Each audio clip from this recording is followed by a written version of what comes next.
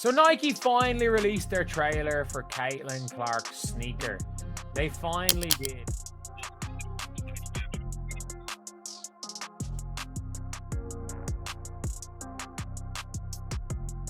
At last. Nike has finally taken a logical step after months of seeing them bumble their golden goose. Caitlin Clark recently received the ad she was due, and the people who dislike it are going crazy over it, boy. The saltiness is getting to the point where the Dead Sea would be envious. The keyboards are scorching, and the tears are streaming down. Hasn't Nike released the Cub ad for Caitlin's new PE sneakers? It seems like the corporation has finally remembered why they signed the most alluring basketball player. The woman who brought women's basketball into the mainstream on her own, who packs arenas like she's giving away free money, has finally landed an advertisement that reflects her enthusiasm.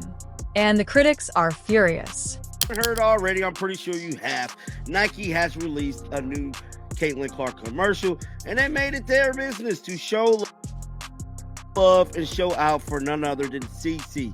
Now, we know fans has definitely been in odds with the company ever since signing Caitlin Clark. A lot of people feel as if they put Caitlin Clark on the back burner. I don't know, man. I'm a Nike fan. I know a lot of people going to disagree with me on this, but I think Nike was strategic with their growth. People could be mad about it or feel whatever way they feel about it. But one thing I can tell you is that I feel as if they were strategic. Let's discuss what Nike recently revealed. This is a statement rather than merely a commercial. Nike is making it clear to the world who controls this league when Caitlin puts on those Kobe 5s, sits in that chair, and her eyes change into those snake-like slits, embodying Kobe's Mamba attitude. The entire atmosphere, the cinematography, and the visual effects. It's high-end. Instead of the shit that has been thrown at women's basketball for decades, this is the kind of treatment that is only given to superstars. Caitlin Clark and Nike are officially dropping Caitlin Clark's Indiana Fever player-exclusive Kobe 5s in just a couple weeks. So this shoe was first seen being worn by Caitlin and was thought to be a colorway made just for her up until just a couple days ago, where Nike's official images of the shoes got leaked and the announcement was made saying that everyone will now have a chance to. The typical suspects emerge from their caves to voice their grievances. What is causing her to receive so much attention? How do the other players fare? For a player in their second year, this is excessive. The same weary chorus that has been complaining ever since Caitlin entered a court of professionals. They refuse to acknowledge what is directly in front of them. Caitlin Clark is the face of women's basketball, and Nike has finally dared to promote her in this way. We got something for Caitlin. We got Mamba Caitlin.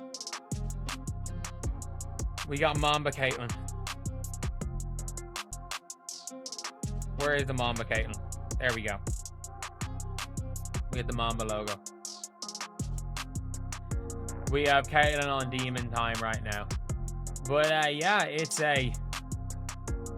good to note that they finally announced it as a Caitlin logo. Or sorry, what's the best part, you ask? Within 5 minutes, those sneakers were sold out. 5 minutes.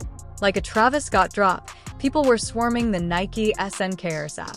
The retail price of $190 was gone before you could reload the page. They were already selling on eBay for $375 in just 2 hours. Additionally, StockX listed them at an average of $365 by the end of the day, with some pairings reaching $800. Not some made-up hype, but the Caitlin Clark effect in reality. People felt the type of way, about Caitlin Clark getting these PE shoes. A lot of people felt as if she should have her own signature shoe, which she should. She very should. But guys, I don't think there's any player that got a Kobe PE, bro. Like, do y'all know who Kobe was in the basketball world, bro? I'm just saying, like, Kobe didn't allow, even his family, I'm pretty sure, is not just going to give his signature shoe to just anybody. You know what I'm saying? Like, other NBA players ain't even. If you find it entertaining, kindly subscribe. The fact that Nike finally accepted what the data had been shouting for more than a year has angered the critics. The WNBA saw its best viewership in 24 years thanks to this athlete. Each game in the league drew an average of 657,000 viewers. Additionally, Caitlin's Indiana Fever appeared in 19 of the 22 games that attracted over 1 million viewers. She snapped it off and sent it into orbit rather than merely moving the needle. However, let's confront the issue that has everyone so confused. Nike was criticized for months for playing Caitlyn slowly while promoting A'ja Wilson's namesake shoe. These things is some fire. I'm telling you, where there's smoke, there is fire, and these things is hitting so hard. And who got a bot? Who a shoe plug? Because I need 2 pairs. I need one for the sneaker wall, and I need one for my feet, because these things is hitting right here. And no, I don't want to pay $600. People quickly tried to turn the A'ja vs. Caitlyn debate into something about anything other than business, which was its true focus. Jordan Rogers, a 15-year Nike veteran, was among the former employees who were disparaging Nike, accusing them of having the largest influencer in American sports since Michael Jordan and somehow persuading themselves that they needed to slow down their growth. When A'ja Wilson disclosed that she had been aware of her Nike contract for 2 years but pretended to be overlooked when Caitlyn's contract was exposed, the amount of animosity reached its highest point. She was sitting on a signature shoe deal that she had been concealing when she sent the tweets, the subtweeting, and the passive-aggressive remarks. What phony drama. However, that is what occurs when a player transcends the sport, and some online communities are unable to deal with it. So it's finally here. Caitlyn Clark sneakers from Nike is finally dropping. She was signed to them last year, and the sneakers is a year late in my opinion, but nonetheless I'm excited because these sneakers is finally coming out. But what does annoy me a little bit is that this is a collaboration with Kobe. Now, Kobe, respect to Kobe, the legend, rest in peace, great basketball player. But in my opinion, Caitlyn Clark is a big enough star and she's creating her own legacy.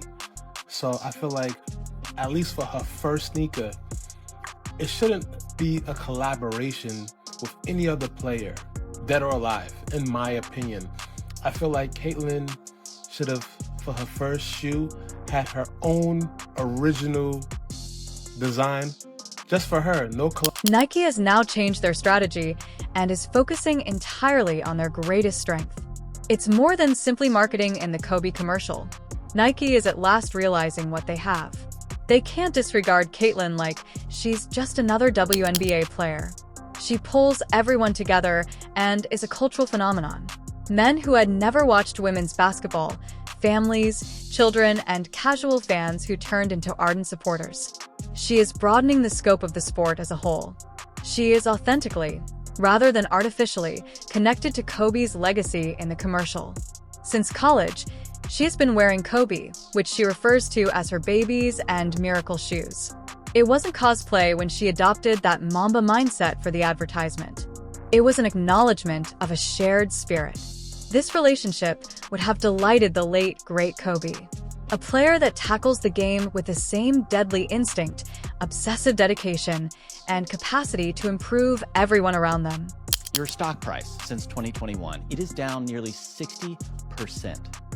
Your executives and the people who are making these decisions, their stock options are worthless. Meanwhile, you have the single biggest needle mover in all of American sports since Michael Jordan, and you have somehow convinced yourself that you need to slow play this. Let me show you Google Trends search traffic for 4 female basketball players. There is one who only rivals Caitlyn Clark, and that is Angel Reese, and you do not have her. She is over at Reebok. I am so confused as to how you would be so invested in the WNBA for several years, and you have been doing great work to try to elevate and uplift that league and many of the athletes there. But this seems like you have convinced yourself that this needs to be an either-or conversation. We never have an either-or conversation in the men's sports. You have like 10 signature athletes. Half of them don't deserve a signature. Here's what the naysayers are truly upset about, though.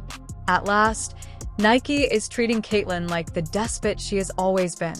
Not the main event, not the co-headliner, not the also featuring artist. Her branded shoe is expected to smash all previous records in women's sports marketing when it launches later this year. Decades of sports marketing standards are fundamentally challenged by Nike's presentation of Clark as the main attraction. Women's athletics have historically received only 0.4% of all sports sponsorships, making them viewed as secondary content. Nike is proving that female athletes can demand the same high-end marketing attention typically afforded for male superstars by putting Clark at the center of significant campaigns, such as their first Super Bowl commercial in almost 30 years. Her 8-year, $28 million contract seemed to be the best deal of the century. As of right now, this is the highest-paying endorsement agreement ever made for a female basketball player. This financial commitment encourages other firms to reevaluate their own distribution of marketing resources toward female athletes by sending a message to the general public that women's basketball has achieved a level of commercial viability that warrants significant corporate investment.